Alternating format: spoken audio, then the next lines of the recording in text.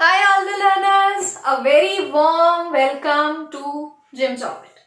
So today we are going to do module 3 for chemical kinetics. Okay, in my previous lecture videos for chemical kinetics, we had covered the introduction of chemical kinetics. We understood the concept of order and molecularity, and we could make out the differences also between both of them. Why order is not applied everywhere and why molecularity is not applied everywhere. Okay, then we moved on to integrated rate equation. We did differential rate equation जिससे instantaneous rate हमें मिल रहा था, पर हमें एक ऐसा equation चाहिए था जो पर्टिकुलर ऑर्डर के लिए हम यूज करके हाफ लाइफ, टाइम और रेट कांस्टेंट और कॉन्सेंट्रेशन यूज करके उसको हम निकाल सकें. जो भी क्वांटिटी अननोन है उसको निकाल सकें given the other quantities are known to us. So moving on with it, zero order reaction की आप रेट इक्वेशन कर चुके थे. अब हम फर्स्ट ऑर्डर रिएक्शंस की रेट इक्वेशन करेंगे.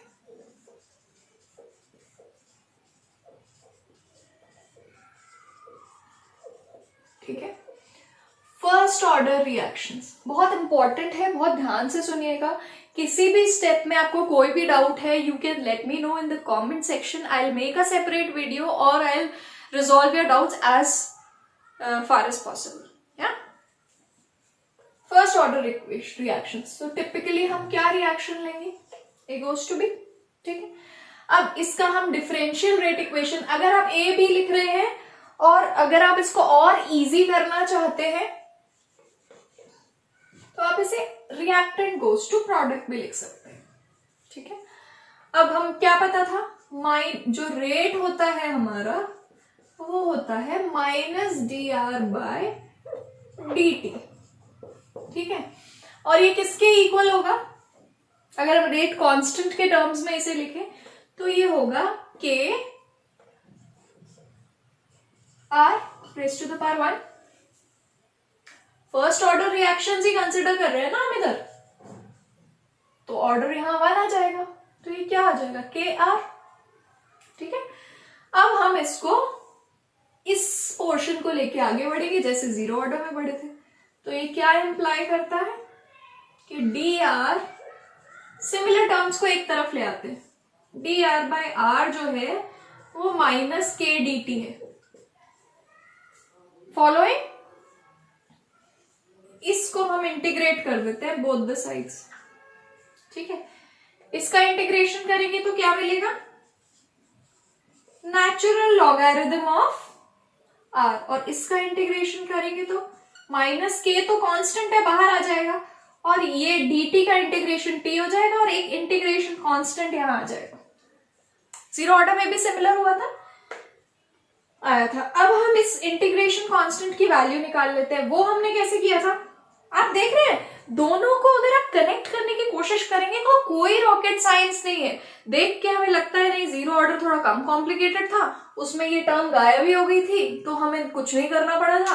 अभी बहुत कुछ करना पड़ रहा है, बट कुछ नहीं करना पड़ रहा है. आप इंटीग्रेशन डिफरेंशिएशन पैरेलली मैथमेटिक्स में पढ़ रहे हैं और उसको आपको बस इसमें अप्लाई करना है. और ये तो सिंपल इंटीग्रेशन है, it is not very high level integration, right. और सिमिलर आपको ना एनालॉजी रखनी है. जिस वे से आप जीरो ऑर्डर में बढ़ रहे थे उसी वे से इसमें बढ़ना है. आपके लिए चीजें बहुत इजी हो जाएंगी. आपको क्रैम कुछ भी नहीं करना है, आपको समझना है और स्टेप वाइज जाना है. That's all you have to do. Cram करोगे, कंफ्यूजन होगी, गलत आंसर्स लिख कर आओगे, गलत एक्सप्रेशंस लिख के आओगे. इतने सारे एक्सप्रेशंस रटे नहीं जा सकते हैं. सॉल्यूशंस की कॉलिगेटिव प्रॉपर्टीज हो गई, केमिकल काइनेटिक्स के इतने हो गए, इलेक्ट्रोकेमिस्ट्री के नर्न्स्ट इक्वेशंस. आपको समझना है बेसिक कॉन्सेप्ट और अप्लाई करना है. थोड़ा ज्यादा टाइम लगेगा ना अराइव करने में, पर करोगे सही और प्रैक्टिस करते करते वो टाइम भी कम होता जाएगा. ठीक है, इस पर वापस आते हैं. तो टाइम जब जीरो था तो हमारा आर जो था वो आर नॉट था, मतलब इनिशियल कॉन्सेंट्रेशन. और टाइम जब टी हुआ तो अब ये वाली जीरो वाली वैल्यू हम यहाँ पुट करके देख लेते हैं. और जब टी हुआ तो आर आर ही था. ठीक है, अब मैं ये बोर्ड को डिवाइड कर देती हूं और यहां पर आगे बढ़ते हैं. तो मैंने टी जीरो पुट किया तो क्या है, एल एन आर नॉट आ गया यहां पर. टी तो 0 है, 0, और ये हो गया आई। तो आई की वैल्यू हमें क्या मिल गई, ln r0। इसको यहां पर पुट कर देते हैं इक्वेशन में, यहां नंबरिंग कर देना आप, प्रेजेंटेशन बता रही हूं मैं। इसको इक्वेशन 1 डाला, सबसे पहले तो इसको इक्वेशन 1 डाला, इसके नीचे क्या लिखा, इंटीग्रेटिंग बोथ द साइड्स, ठीक है। उसके बाद इसको इक्वेशन 2 किया, यहां पर गिवन कर दिया या लेट्स से करके लिख दिया, और फिर इसको इक्वेशन नंबर 3 किया, और putting equation 3 into equation 2 we get, what do we get, ln r is equal to minus K T plus ln r0, ठीक है। अब इसको हम चेंज कर लेते हैं पोजीशन, तो क्या आ जाएगा, ln r0 minus ln r is equal to K T. क्या किया है मैंने, इसको मैं यहां ले आई हूं और इसको यहां ले आई हूं, ठीक है। अब ln r0 minus ln r क्या होता है, इंटीग्रेशन में पढ़ा है, लॉग में पढ़ा है, ये हो जाता है ln r0 बाय r। इसको एक्सपैंड करोगे तो ये आएगा, और ये हो गया kt, ठीक है। अब हमें ये y is equal to mx दिख रही है। जब आंसर की तरफ बढ़ने लगते हैं ना, प्लॉटिंग की सोचने लग जाया करो, कोई कांस्टेंट नहीं है यहाँ पे, तो इंटरसेप्ट नहीं होगा, स्ट्रेट लाइन होगी। स्लोप क्या होगा, अगर आप टाइम से प्लॉट कर रहे हैं, एक्स एक्सिस पर टाइम है सेकेंड्स में, और यहाँ है ln r0 बाय r। आप देख रहे हो r0 तो कांस्टेंट रहेगा, r की वैल्यू चेंज होगी। ये हमने यहाँ पर प्लॉट कर लिया, इसका कोई यूनिट नहीं होगा, ये नंबर है, नंबर वैल्यू है, ठीक है। इसको प्लॉट कर लिया तो हमारा स्लोप क्या आया, k। तो अगर आपको ग्राफ दिया हुआ है ये, और आपसे रेट कांस्टेंट सपोज उस रिएक्शन का पूछा गया है, ग्राफ आपको ये दिया हुआ है, y एक्सिस का कंपोनेंट देख लो, x एक्सिस का कंपोनेंट देख लो, और आप स्लोप पूछा गया, तो वो जो स्लोप होगा वही रेट कांस्टेंट होगा। और ये अंडरस्टूड है कि फर्स्ट ऑर्डर रिएक्शन है, क्योंकि हमने ln r0 bye r plot किया है टाइम से, r नहीं प्लॉट किया, करेक्ट। सो ये हो गया आपका फर्स्ट इक्वेशन। अब इसको इक्वेशन नंबर 4 डाल, अब देखते हैं आगे क्या हो रहा है। तो अभी जो हमने लास्ट एक्सप्रेशन देखा है वो था आपका ln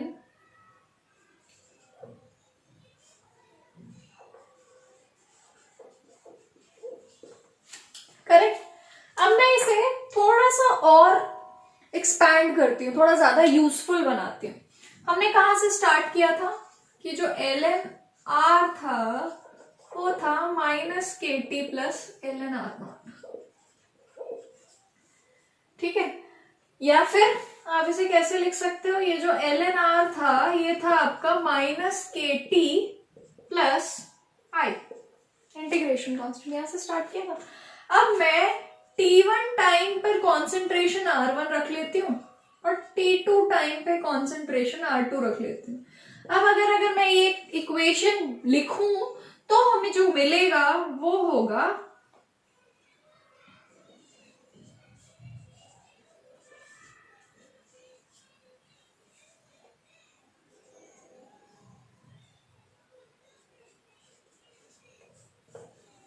आपको ऐसा कुछ मिलेगा, और इससे k की वैल्यू, अब आप ये देख रहे हैं मैंने ये कैसे एनालॉजी लगाई है, देखो ये तो हमें ऑलरेडी मिल ही रहा था।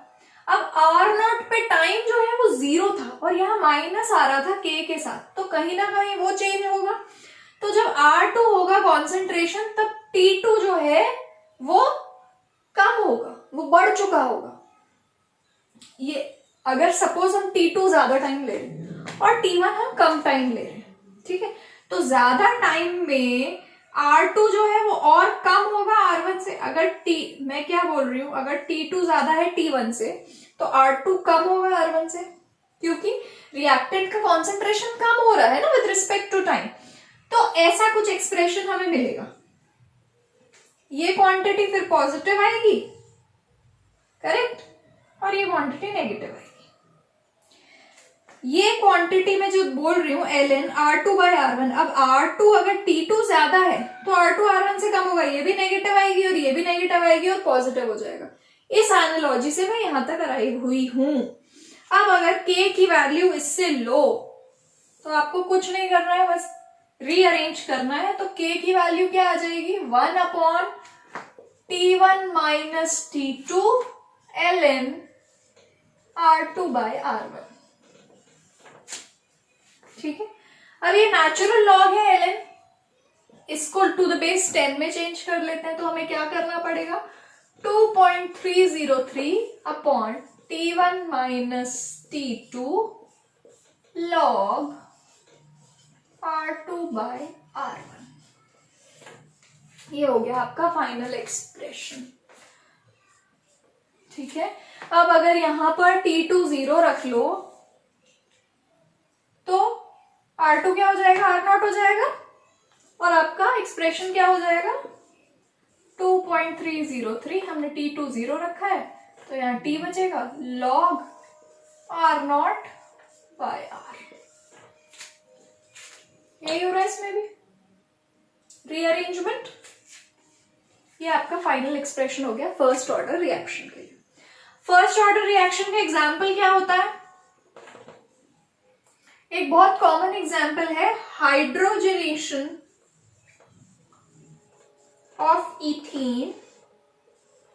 क्या बनेगा हाइड्रोजनेशन से, इथीन क्या है, CH2 डबल बॉन्ड CH2, इसका हम हाइड्रोजनेशन कर रहे हैं इन प्रेजेंस ऑफ कैटलिस्ट, तो क्या मिलेगा, CH3 double bond CH3, ethane मिलेगा।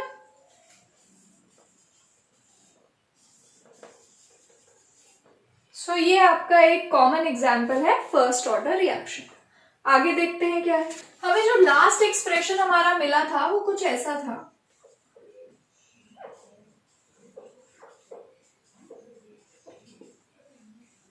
ठीक है। अब मैं इसको अगर कन्वर्ट कर दूं, अगर एंटीलॉग ले लें बोथ द साइड्स, तो क्या मिलेगा, R0 बाय R, ये हो जाएगा e raise to the power KT।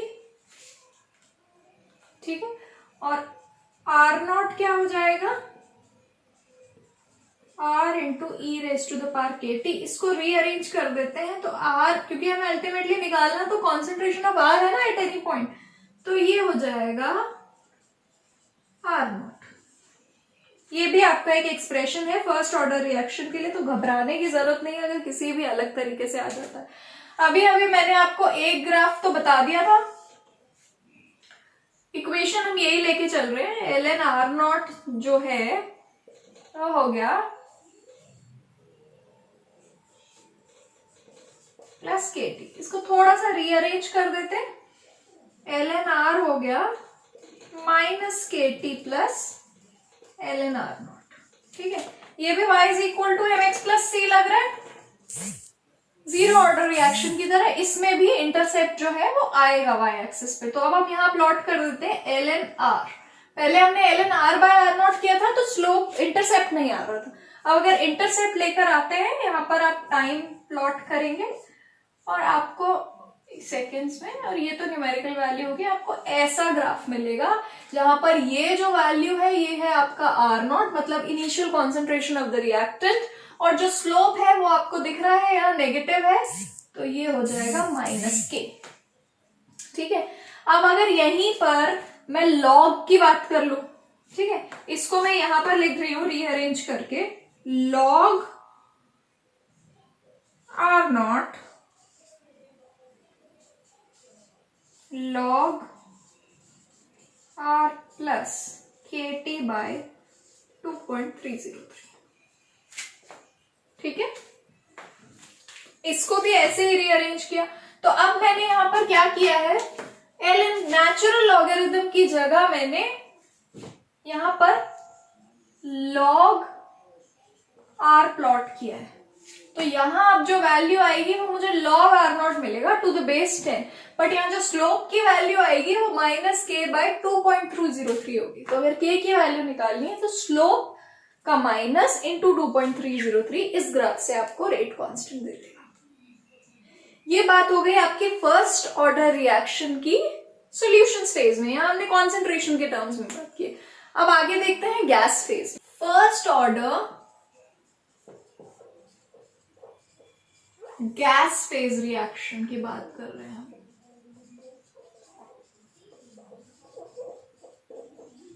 Reaction हम सपोज लेते हैं A is going to B plus C, ठीक है। सारे जो फेजेस हैं सारे कंपोनेंट्स के वो G ही है, ठीक है। अब हम यहां पर सपोज T इक्वल टू 0, मतलब इनिशियल की बात करें। गैस फेज में तो हम कॉन्सेंट्रेशन के टर्म्स में बात नहीं करेंगे, हम किसके टर्म्स में बात करेंगे? प्रेशर के टर्म्स में, ठीक है।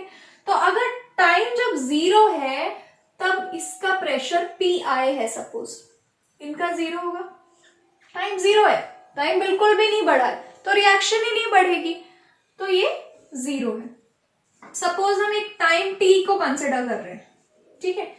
तो यहां पे से अगर ये प्रेशर था तो इससे x ATM जो प्रेशर है वो कम हो गया A का, ठीक है, क्योंकि कुछ कंज्यूम हुआ ना ये बनने में, तो वो x था और यहां पर क्या बन गया? x बन गया, और यहां पर भी x बन गया। एक मोल से एक एक B और C बन रहे हैं ना, तो यहाँ x कम हुआ तो यहाँ x बन गया। अब हम देख लेते हैं P टोटल। तो P टोटल क्या हो गया? PA plus PB plus PC, ये हो गया PT, मतलब टाइम T पे जो टोटल प्रेशर था वो ये हो गया। टाइम T पे टोटल प्रेशर क्या था? A का क्या था? PI माइनस एक्स, B का था x, C का भी x था, तो ये क्या हुआ? PI प्लस एक्स, ये हो गया हमारा PT। x की वैल्यू इनके टर्म्स में लिख लेते हैं, ये हो गया PT माइनस PI, तो ये हो गया आपका x। अब यहां पर PA एक्चुअली क्या है?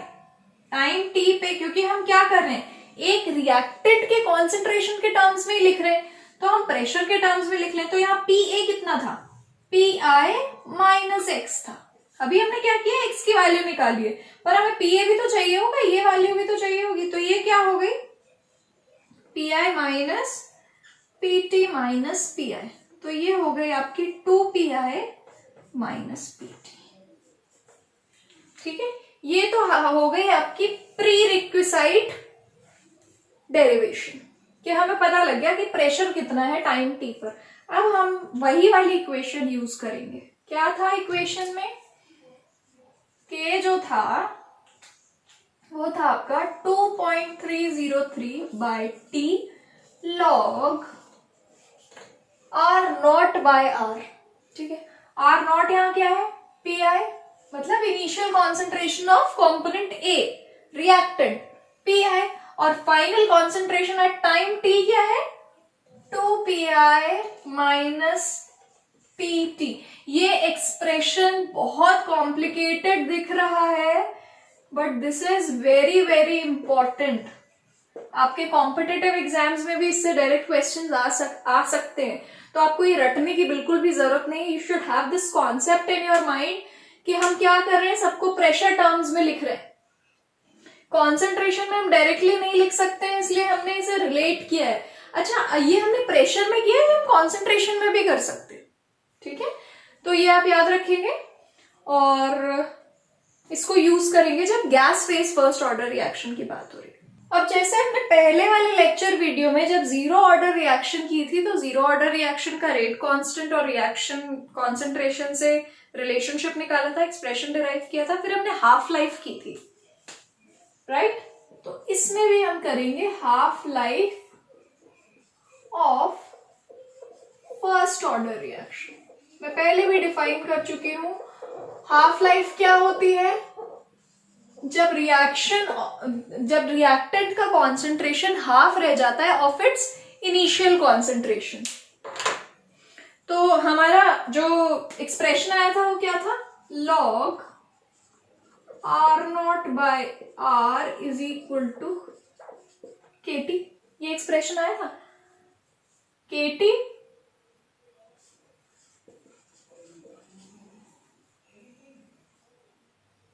बाय 2.303। अब यहां पर T निकालना है हमें, तो T की वैल्यू क्या है?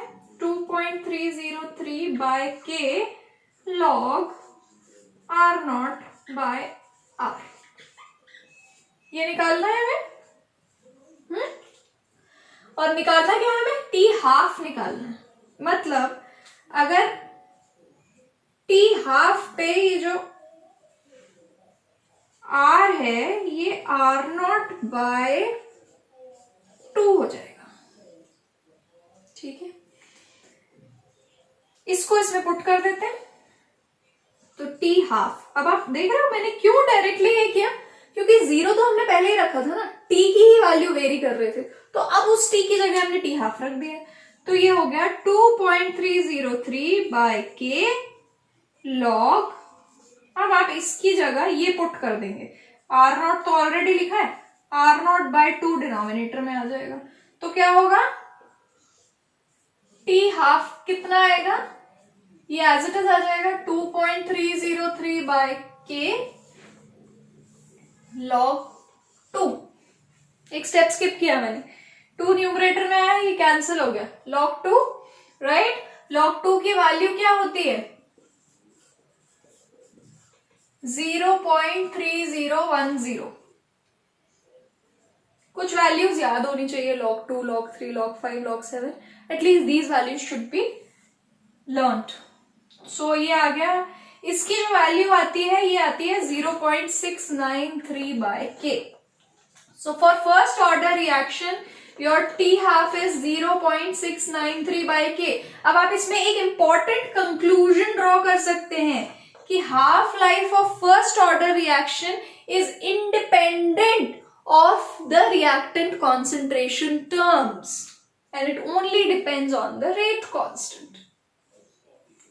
Concentration कुछ भी हो reactants का, उसकी involvement half life में हमें नहीं दिख रही है, ठीक है। So this was about your first order reaction. अब next lecture videos में हम chapter को और आगे बढ़ाएंगे। Thank you so much. Any doubts, please let me know in the comment section. Then only I'll get to know what could be solved or sorted, right? Thank you so much. Have a nice day.